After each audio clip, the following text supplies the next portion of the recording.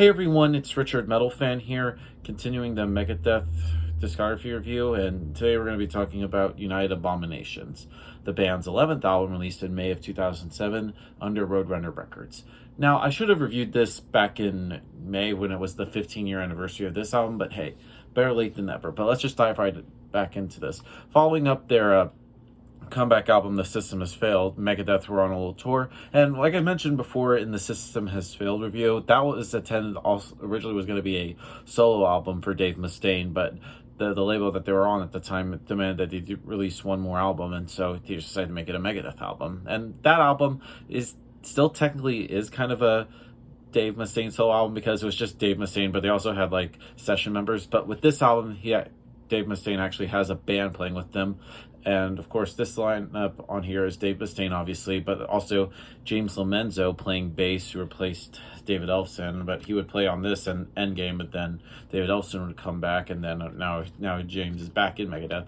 And they also have the Drover brothers from Canada playing on this album, being Glenn on guitar and Sean on drums. And funny enough, Sean Drover, believe it or not, lives right here in Georgia, but I've never met him or anything. But yeah, going into this album, I think this is a big step up from The System Has Failed. In my honest opinion, I think it's one of the best albums in modern Megadeth era. And this album is just, it's still a kick to the teeth every time I hear this. Production-wise is amazing, produced by Dave Mustaine, of course mixed by Andy Sneap, legendary producer, and of course great guitar player here as well. Of course, he's killing it with Judas Priest currently. I just think the band itself is really firing on all cylinders, just musically, vocally, lyrically. And I pretty much rambled on for about 2 minutes now, but I'll just dive right into this album track by track. Now, starting things off is Sleepwalker. All right, now this really showcases the statement, and all the members in this song really just showcased well. And I just love how it just starts off with a very slow, clean guitar and a little bit of orchestration, and then right from there, the band just fires on all cylinders. And I think it's a great way to start off this album. And I think James Lomenzo delivers some great bass lines and some good melodic solos from Glenn Drover and drumming from his brother Sean. And this one thing that really pops into the listener's mind, in fact, this album also has a lot of different tracks and tons of solos, and the songwriting here is very good with some surprising time changes, and the voice of Dave Mustaine is great on here, and the riffing on here really uses elements from all the albums in the band's catalog and some new elements as thrown in there as well, and I think it's a great way to start off this album. Then moving on to Washington is Next. Now this pretty much ratchets up the tempo with some very galloping riff with some beats to match, and some people would say this is good guitar parts are kind of like a main ripoff, but I don't really hear it anywhere, and I think it's another great song to follow up Sleepwalker.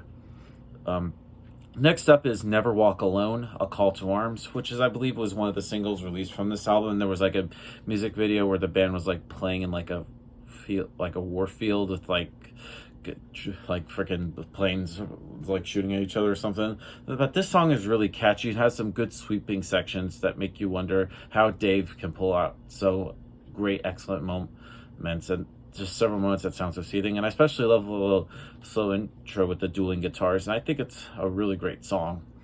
Moving on to the title track, United Abominations. Now this song has a bunch of well-written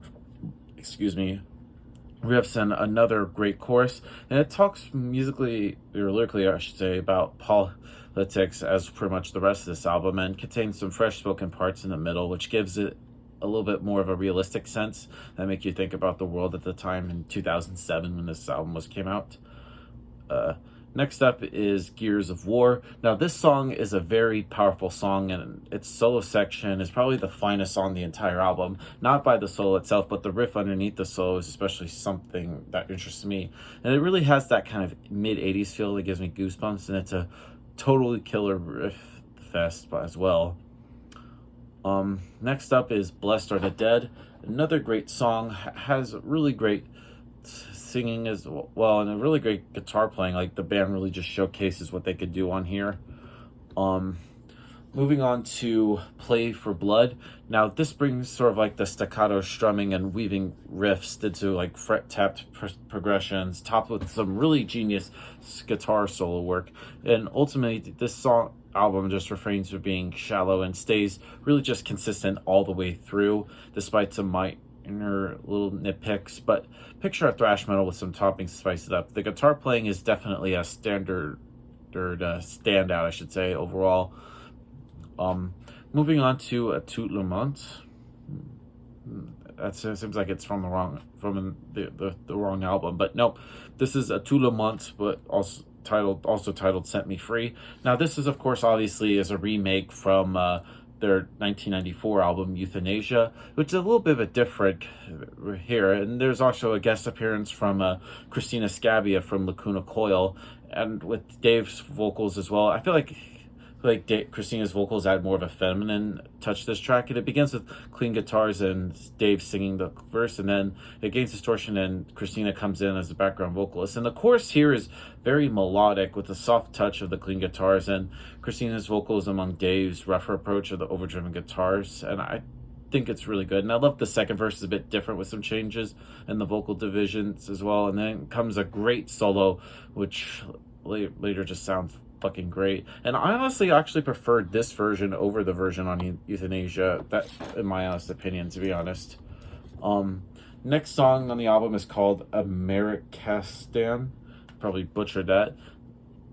Now, despite people claiming that like the narration on this song ruins it, I find it more fun to ramp up the subject matter, and I feel like this song kind of reminds me of something from the future album Luke was talking from their previous album Dystopia.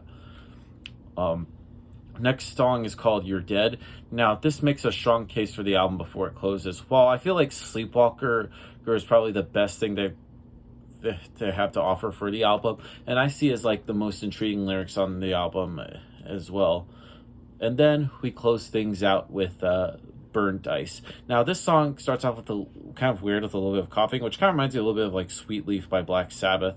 But overall, this song for the most part is built around guitar solos that contain some really great guitar lead work, something similar to like the Rust in Peace era Megadeth. Now, overall, United Abominations by Megadeth, one of the best albums they've done in the modern era of Megadeth. I really enjoy this album a lot. It's still just it's a kick to the teeth. Now, overall, I would give this album surprisingly a perfect 10 out of 10. I thought when I first heard this album, I thought it was their best since Rust in Peace, in my honest opinion. So yeah, that's my review of United Abominations, guys. Let me know in the comments what you guys think about it, and I'll see you all in the next video. And as always, keep it metal.